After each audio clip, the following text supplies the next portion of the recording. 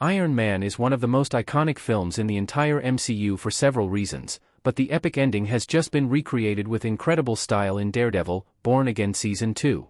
Iron Man stands out as the first ever movie of the MCU, and in many ways, it set the foundation for the entire universe. Even now, 18 years after the movie debuted, it continues to have an influence in important ways in the modern MCU. From Robert Downey Jr.'s stellar performance as Tony Stark and the direction of Jon Favreau, to the incredibly ambitious attempt to turn a hero who was so much less well-known compared to characters like Spider-Man, Hulk, and the X-Men into an icon, Iron Man was fighting an uphill battle, and it came out on top. Now, the movie stands out as one of the greatest superhero origin story films ever made. So, it makes complete sense when other movies and shows, both inside the MCU and beyond, begin to repeat iconic moments from the film. Which is exactly what happens in the Daredevil, Born Again Season 2 finale as Matt Murdock takes a page out of Tony Stark's book. The Daredevil, Born Again Season 2 finale repeats Iron Man's ending. While in a courtroom with numerous cameras streaming the case to the rest of New York and beyond, Matt Murdock reveals that he is the Daredevil.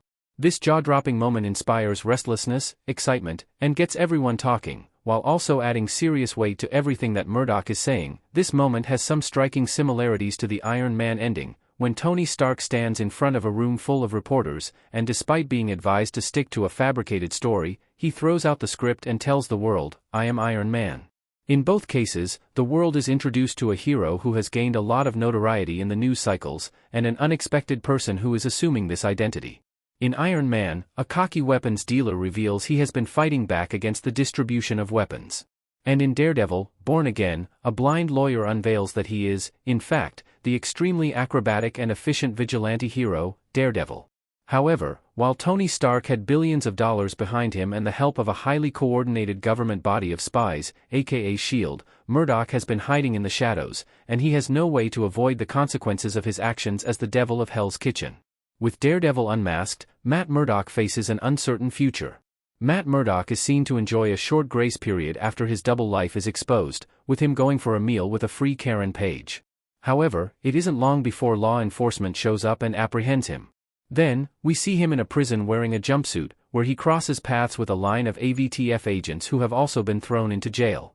Now, Matt can certainly handle himself, but the fact that he is alone in a prison, where several other criminals who he put away as Daredevil, along with the violent AVTF agents who are now facing consequences for their actions thanks to Matt, does not bode well for his future. There is a high probability that Matt will face trouble on the inside. All of this while his rival, Wilson Fisk, has wound up on a beach somewhere far away from the consequences of his despicable actions.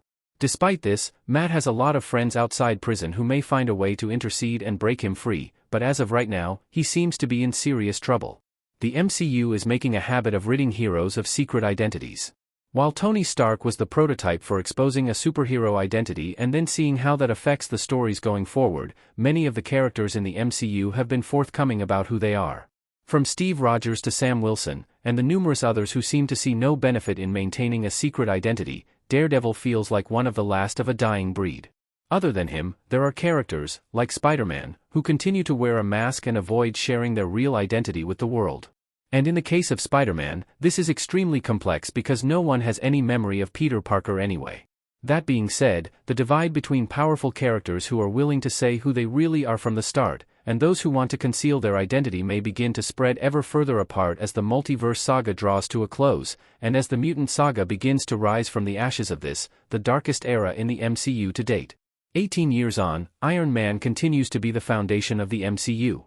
In 2008, Iron Man proved that superhero movies were not just for fans of comics or people who already love fantasy and sci-fi. It defied expectations, and it launched the MCU, which went on to have multiple movies that earned well over $1 billion each. Clearly, something went very right with Iron Man. Of course, Robert Downey Jr. is a once-in-a-generation talent who manages to captivate and attract audiences across a wide variety of demographics, but the world of the MCU is equally diverse. With real-world settings, alongside fictional kingdoms like Wakanda and Talokan, the MCU has something for everyone.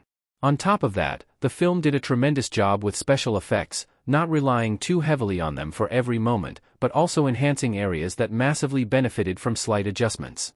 Across the board, Iron Man has managed to become the core template for what is possible with the MCU. Iron Man is also unrivaled in terms of the character arc that it set Tony Stark on course for. All of this combines to deliver what continues to be a masterpiece of cinema and sets a high bar for other MCU projects to rise to.